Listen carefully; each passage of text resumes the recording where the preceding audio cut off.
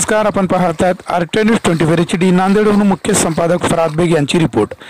नांदेड जिल्ह्यातील धर्माबाद, उमरी, नायगाव तालुक्यातील नागरिकांनी सतर्क राहावे, आपली व आपल्या जनावरांची, कुटुंबांची काळजी घ्यावी. 3 दिवसापासून प्रचंड सर्वत्र पाऊस चालू असून नदी नाल्यामध्ये पाण्याचा प्रवाह वाढलेला आहे. अनेक ठिकाणी गावाचा संपर्क तुटलेला आहे. सर्व ठिकाणी ढगफुटी सारखा पाऊस झाल्यामुळे छोटे मोठे नदी नाल्यासह गोदाकाठी नदीमध्ये पाण्याचा प्रवाह वाढलेला आहे. नदी काठावरील सर्व गावकऱ्यांनी सतर्क राहावे. RTI न्यूज 24 HD चे मुख्य संपादक फराद बेग यांनी नदी काठावरच्या शेतकऱ्यांची घेतली भेट. जगाचा पोशिंदा पाण्याबरोबर असुरेने ही वाट मोकळी केली. सरकार मायबाप आता तरी जागे व्हा. नमस्कार, मी RTI न्यूज 24 HD मुख्य संपादक फराद बेग. आज मी उमरी तालुक्यातील विजेगाव या शिवारात येऊन पाहणी करत आहे.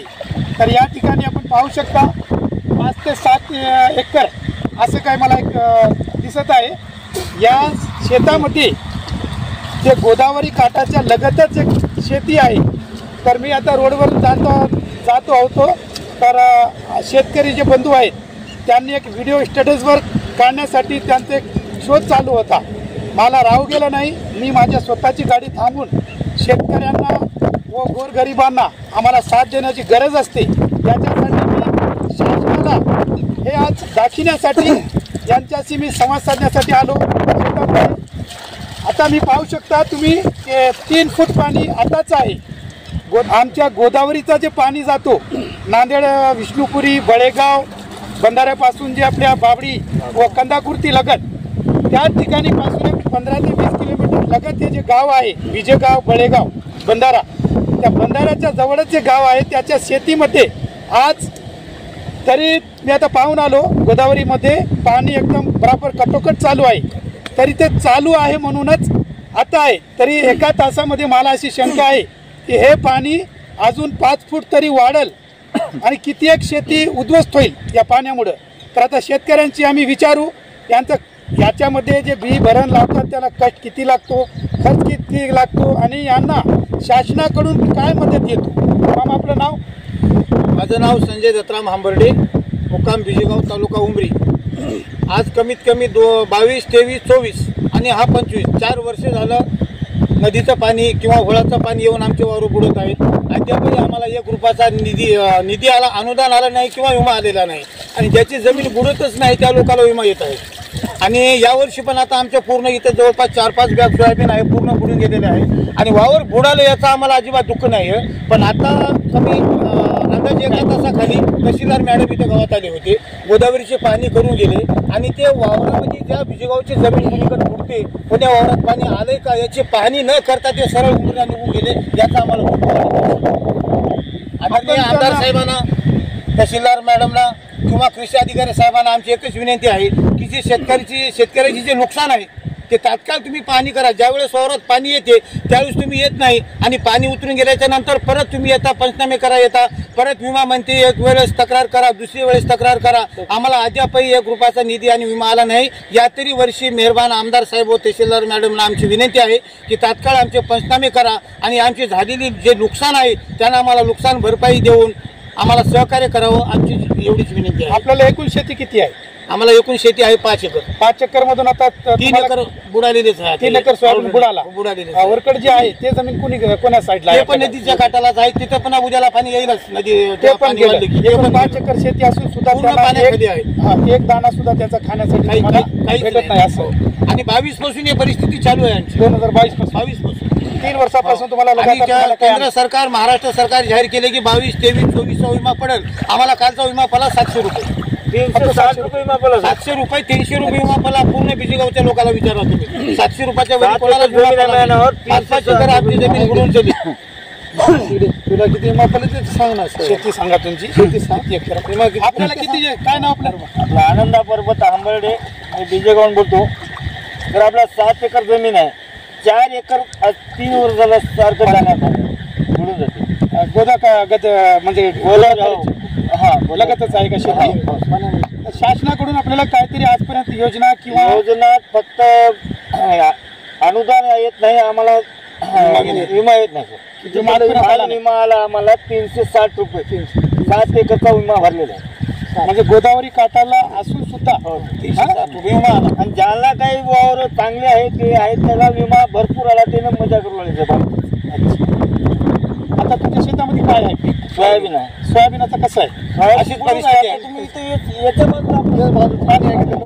नाव आनंदा पर्वता हंबर्डे, बिजेगाव इथून बोलतो साहेब. अशी परिस्थिती आमची 2-3 वर्ष झालं सारखी चालू आहे. मुगाचा दाणा घरा येत नाही, सोयाबीन तर गेलंच, काहीच होत नाही साहेब. याची एवढी हाल आहे आमच्या शेतकऱ्याची, ते सांगता ठिकाण नाही. तरी आम्हाला कोणी असं वाली नसल्याने वाटाले. आम्हाला कोणता विमा येत नाही, कोणता अनुदान येत नाही. आणि ज्याचे काही चांगले आहेत त्याला विमाही येत आहे आणि अनुदान बी येत आहे. आम्हाला अशी विनंती करतो तुम्हाला, आम्हाला काहीतरी न्याय भेटावं. ज्याचं वावर गेले त्याला काहीच नाही, आणि ज्याचं काही चांगलं आहे त्याला पैसे येत आहेत साहेब. काहीतरी इथं हे व्हायला न्याय झाला पाहिजे. न्याय व्हावं, जाणाऱ्याचं न्याय व्हावं एवढी विनंती करतो तुम्हाला. हे बघा आमच्या मुगाचा दाणा इथं दाखवता तुम्ही इकडे बघा. आता जे तुम्ही जे आता लागवड केली होती याच्या अगोदर सोयाबीनच्या मध्ये जे मला दिसायला मूग, हो सर, या मूग तुम्ही काढला की नाही? मुगाचा दाणा नाही तर बघा की तुम्ही याला काय झालंय काय नाही. पहिलं पाऊसच होता सर. नाही तुम्ही मूग घरी घेतलं की नाही? काहीच नाही. शेंग तोडण्यात आली की नाही आली? काहीच येत नाही सर. शेंग तुम्ही घरी नाही, याचा दाणा हे बघा, शेंग आहे त्याला दाखवतो तुम्हाला. हा. हे बघा. मूग आली तेव्हा पण असंच पाणी होतं का? तेव्हा पण पाऊसच होता? हे नासून गेले काय रे, मोड फुटले. आपल्या कुटुंबात एकूण व्यक्ती किती आहेत? ती 5 आहेत. 5 मधून काहीतरी शासनाचे कर्मचारी असं काही ड्युटी नोकरी आहे का नाही? काहीच नाही सर. काय काम करतात? शेतीच. फक्त शेती करतो. आपल्याला शेती एकूण एकूण शेती 6 एकर. 6 एकरामधून आपल्याला काय काय पेरलं त्याच्यामध्ये? सोयाबीन आणि 2 एकर ऊस आहे. ऊस. ऊसामध्ये सुद्धा पाणी साचूनच आहे. ऊस सुद्धा आता आपण पाहिलं ते शेत हेच आहे ना, तुमचंच आहे ना ऊस? हेच ऊस आहे साहेब. तर आता जे आता समजा हे सेकंड टाइम आहे हो सर. आपलं पूर येणं. यावर्षी 1 महिना अगोदर काही आलेलं आहे, मी सुद्धा पाहिलो. तर शासनाचे कर्मचारी किंवा अधिकारी आपल्या शेतीची पाहणी करण्यासाठी कोणी आले की नाही? अजून अद्यापही कोणता शासनाचा कर्मचारी नाही, काही नाही. गेल्या वर्षी असंच विम्याचे डॉक्युमेंट म्हणल्यानं पार आपण त्या काय कृषी खात्याला नेऊन दिला, त्याचाही काही बेपत्ताच आहे. आम्हाला कोणती न्याय भेटावं. हा, काल एक विम्याचा मेसेज आला सर, 360 रुपये पडले फक्त. माझ्या नावावर 6 एकर जमीन. त्याला भरण्यासाठी तुम्हाला किती खर्च आला? त्यासाठी 1 रुपया लागलेला आहे. 1 रुपया लागला. तरी पण तुम्हाला जे तुमचं पीक आहे हो सर, सगळं जाऊन सुद्धा 100% जाऊन सुद्धा तुम्हाला 360 रुपये आले. या वर्षी किती आले? या वर्षी आता हेक्टरी आम्हाला 1160 रुपये काहीतरी घेतले सर. 1160 रुपये हो सर. खर्च घेतले. 3,000 विमा भरायचा. विमा भरायचा.